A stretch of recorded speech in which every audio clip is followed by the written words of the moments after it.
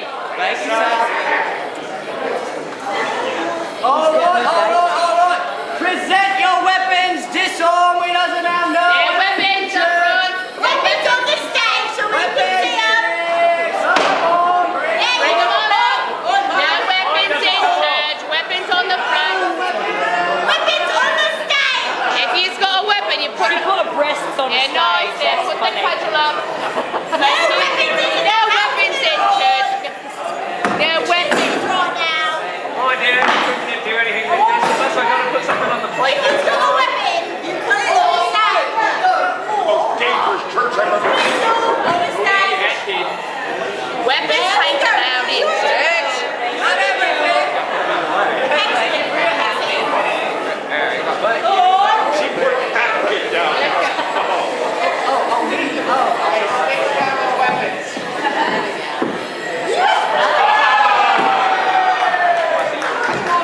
All right. Sacramental wine. Sacramental wine. All right.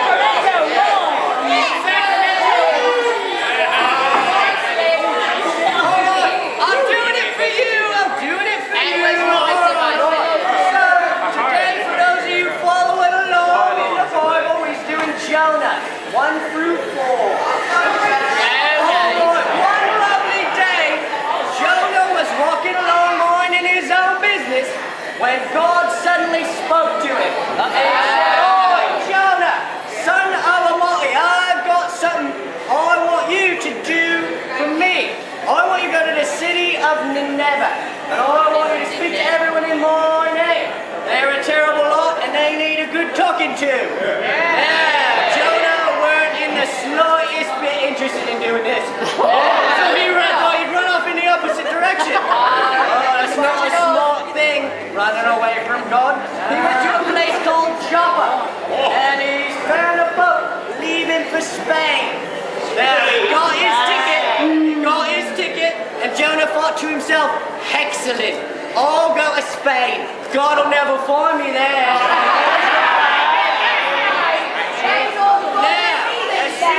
As soon as they got to sea, there was a massive storm hit the boat. Waves was crashing, and all the sailors got good and scared. Imagine, sailors even scared of a storm. Jonah knew it was his fault, and so he convinced them to throw him overboard. Now, they objected. They didn't want to kill poor Jonah, but eventually they had no choice. And waves was about to sink the boat. So, as soon as they threw him overboard, the storm stopped. Now, God still loved Jonah, so he sent a massive whale to swallow him up.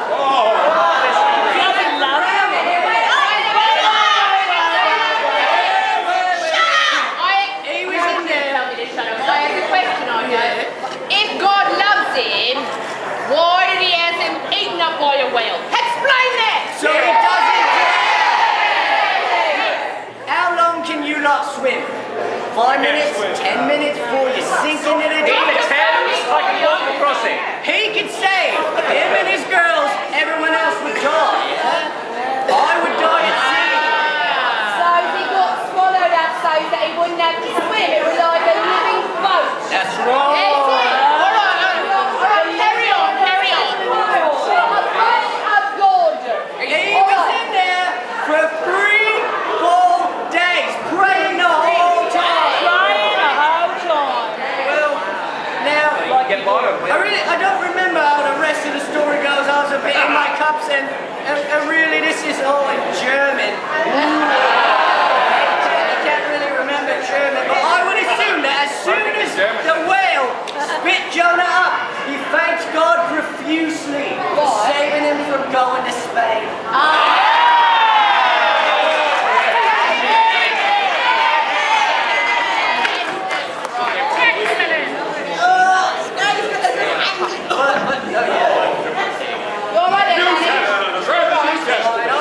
So here's one that I do remember the ending to.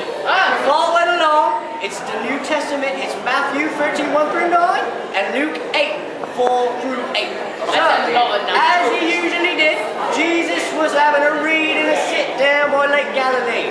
Such a massive crowd showed up that he had to go out into his boat.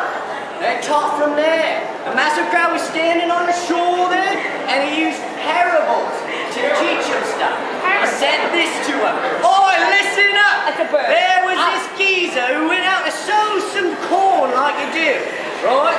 And as he was scattering all the seeds in the field, some of it fell along the road. And the little birdies came and they ate it up.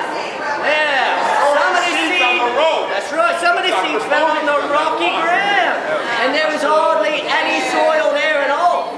Now, the roots grew real fast because it was not very deep. But then the whole sun came up and dried them up because the roots hadn't grown very deep. And then the poor little plants, they dried up.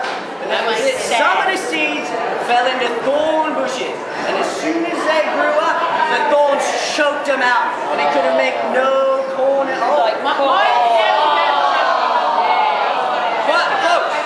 folks, some of the seeds fell in good soil. That's right. And the plants sprouted. And they grew and produced lots of corn. Some 30 grains, some 60, and would you Adam and Eve it? Some even 100 grains. Adam and Eve had 100 grains. That's right. Now, in the spirit of Christmas giving, he's going to have my little niece Lily. She's going to pass around the collection plate. Anything you can get, it doesn't have to be money. We're not looking for that. Any little small bit that's meaningful for you to us. They said you said collection and they leave. They do Cheap bastards, you cheap bastards! What's wrong with you? Wearing trousers in church. Indecent! Strumpets. It's all right, the rest of us are going to be forgiven. Bunch of...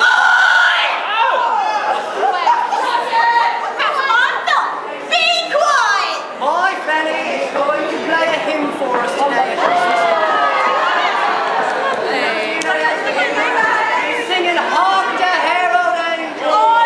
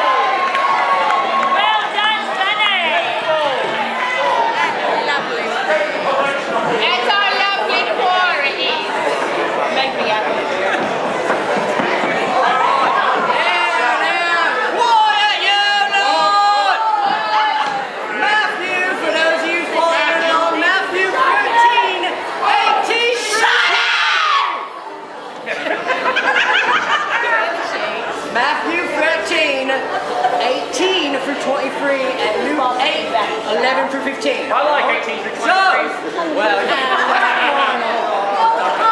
this is Jesus explains the parable of the sower. All right, now after telling them all that bling sower story, Jesus then asked, well, don't you have a clue what this parable's about? How on earth are you ever going to understand any parable that I tells you about? Now listen up, and I'll tell you what the parable of the sower is all about. So, the geezer who does the sowing is actually sowing God's message. And what's the message? Some people are like the seeds that fall on the ground, on the road, and as soon as they hear the message, that dodgy old Satan comes, and he takes it away. Yeah, other people are like the seeds which are sown in thorny bushes.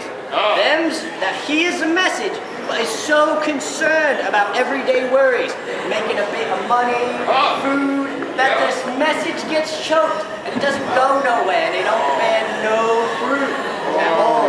And then they can't make no whiskey. That's right, none at all. But then you get those people who are like the seed which is sown in good soil. Listen to her. Right, so some people are like the seeds that's sown in good soil. They hear the message, they accept it, and God bless them. These people are successful, and they bear fruit. Some 30, some 60, and blimey, some even 100. Now, of course, you might be asking yourself, oi, what's this mess got to do with me and the spirit of Christmas Day?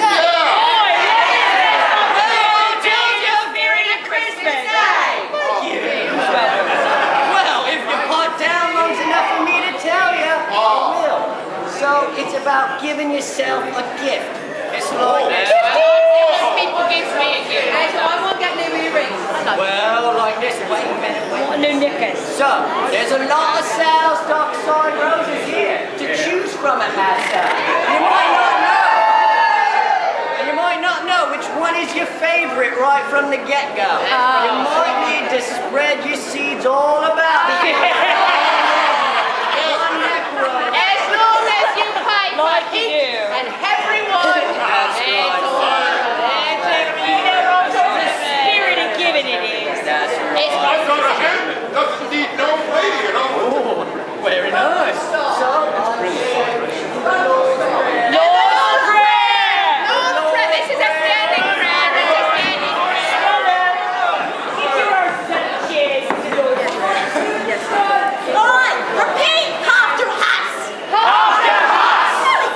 very nice. Hello, Dad. Hello, Dad. Up there in good old heaven. Up there in good old heaven. Your name is great and holy. Your name is great and holy. And we respect you, God. And we respect you, God. And we hope we can all have a look And we all have a look at heaven. at heaven. And be there as soon as possible. And be there as soon as possible.